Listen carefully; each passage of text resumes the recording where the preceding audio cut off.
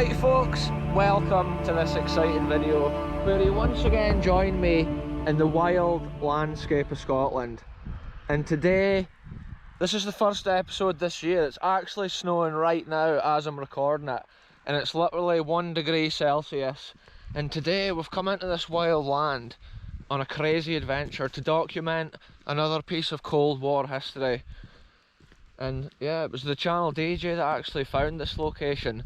We knew it was roughly around this place, and like last summer we actually found this for the first time, and I thought I would come back today and document it. The weather's so extreme right now around everywhere that it's hard to go on crazy adventures often when it's like this, because the snow is blowing through and I can't actually believe how cold it is right now. But yeah, today we're away to look at this Cold War bunker.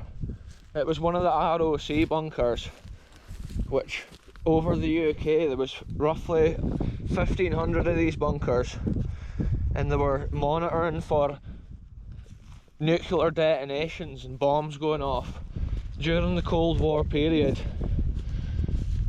I believe some of these bunkers shut down in 1991, but other ones were actually shut down in 1968. So you get different like types of these bunkers. Again, some of them are really far gone and degraded, and other ones are pretty good. But hopefully we should get inside this one. It's absolutely freezing right now, folks. Look, I've had to put the wellies on for this one. The snow is kind of lying a little bit here, but the wind's just ice cold blowing through.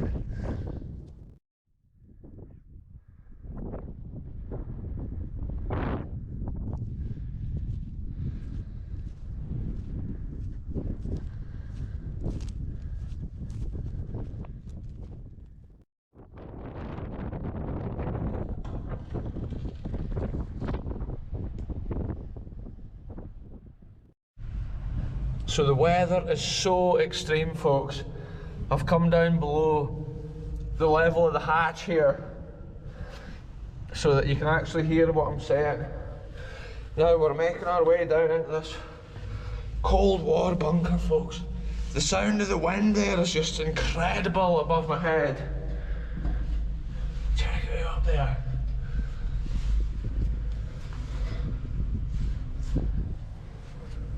Wow, folks, this is insane. Oi.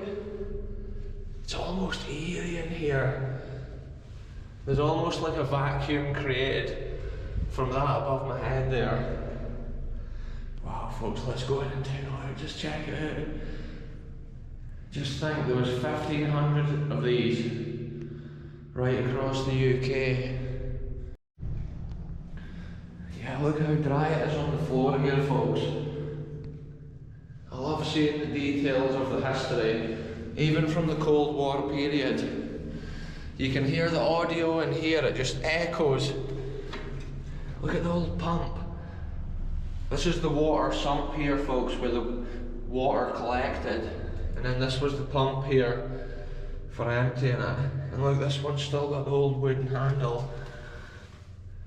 I think because it's seized, somebody's actually bent it. Most of these bunkers had this as well. It was actually like a priming device here for it. Because obviously sometimes if a pump's dry it doesn't lift the water. And then look at that. It's the original chemical toilet, folks. Still in situ here. Up on this wild Glen Hill. There wasn't a bit of land in the UK that wasn't protected. Check out the metal vent. All the original paint. Judging from this one, I would say it's a 1968 shutdown, because the later ones, which were open until 1991, they actually had like an insulating layer. Look at the old door. I didn't really want to pull it and damage it. Yeah, the later bunkers had like a coating on it. The audio is crazy because it's so echoey. And then these bunkers used to have bunk beds. Look at this part of the bed. That's the top of the old bed frame there, folks. Check it out. And that's the paint. The original colour. So I don't know what else is in here. Could be old bits of devices and stuff. Or it could be stuff that's been brought down at a later time. Oh, there's the back vent. Telephones, wires. Yeah, look at that, the detail of the bed. There's little bits of, must have been the bed legs or whatever. Bits of the bed head. And then the whole table. When I was at one of these bunkers at Bridge of Cali, there was still paperwork inside it. And it had Her Majesty's Service written on it. Yeah, you get a real idea of the history. Just think of the people down here monitoring for the Cold War blasts, nuclear detonations. Wow, this door actually operates pretty well.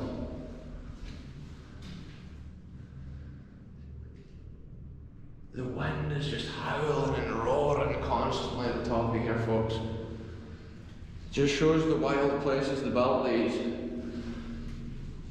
Sometimes if you come to a place like this in the summer, it just seems like a calm paradise, but in the winter, Scotland's weather is just so wild. Inside these bunkers, they had 3 measuring devices. They were able to tell the height and the angle of the bomb, the power of the detonation by measuring the air pressure. And then also they could measure the radiation from the bomb. And then using information from the Met Office and stuff, they would be able to track the nuclear fallout. And they were able to protect the UK overall. Because once you add together all these 1,500 bunkers, there wasn't a piece of land that wasn't actually covered by them. And even when I was in Islay, on the Isle of Islay, we saw these bunkers. This is crazy, folks. I'm having to do a manoeuvre because I'm still holding the torch and the camera here. Wow, this has been wild. I'll put the camera off. This is the cool camera. You just shake it twice, folks. It goes on and off.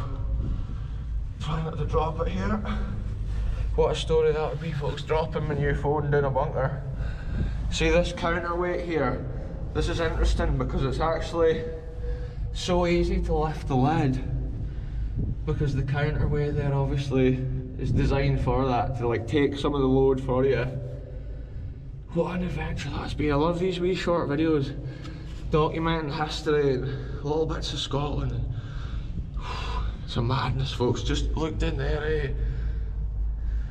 Cold War defence of the country, and this wind's way to be extreme. When I stick my heat up here, let's go, folks.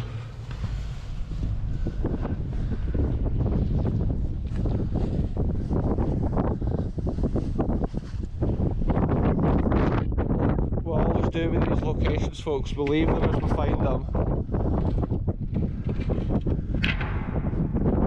Sealed up until the next explorer comes round this way. You can see the surface features here still.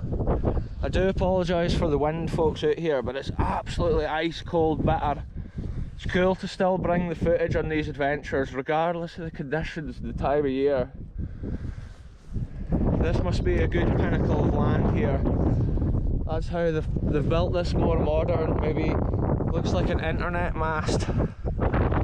Look, the top's been busted off this one. It gives you an idea of the rebar that they used. And that's obviously down into the other air vent at the back of the room. And then there's this strange bit up here.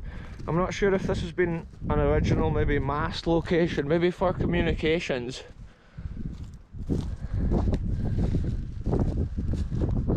Yeah, the view over the landscape here, folks. You can just see the snowstorms making their way over all those hills.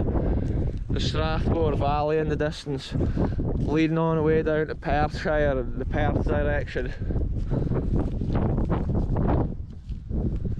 Yeah, look at this, folks. I'm not sure if this has maybe been more of a farm related shed or something along those lines.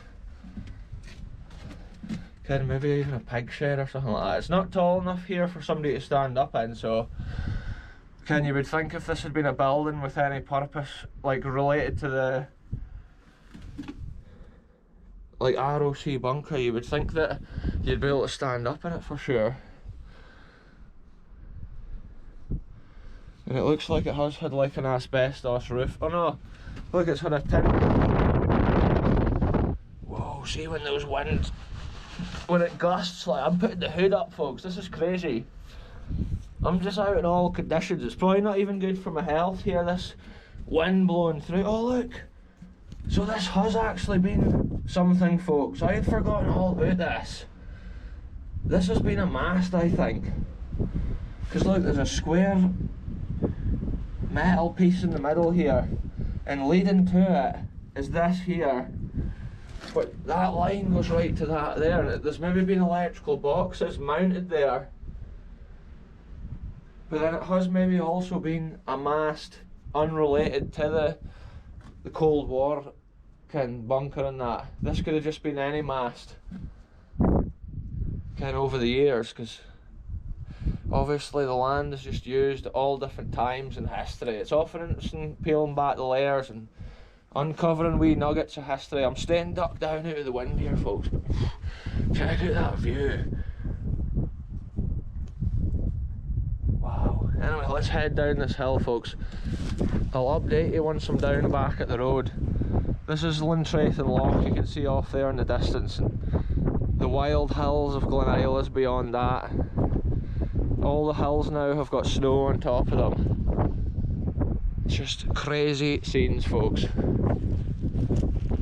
Even the field underfoot, it's frozen solid, folks. It's crazy trying to walk over a rough field like that when it's frozen solid. It's a different experience altogether compared to last weekend when it was mega rainy.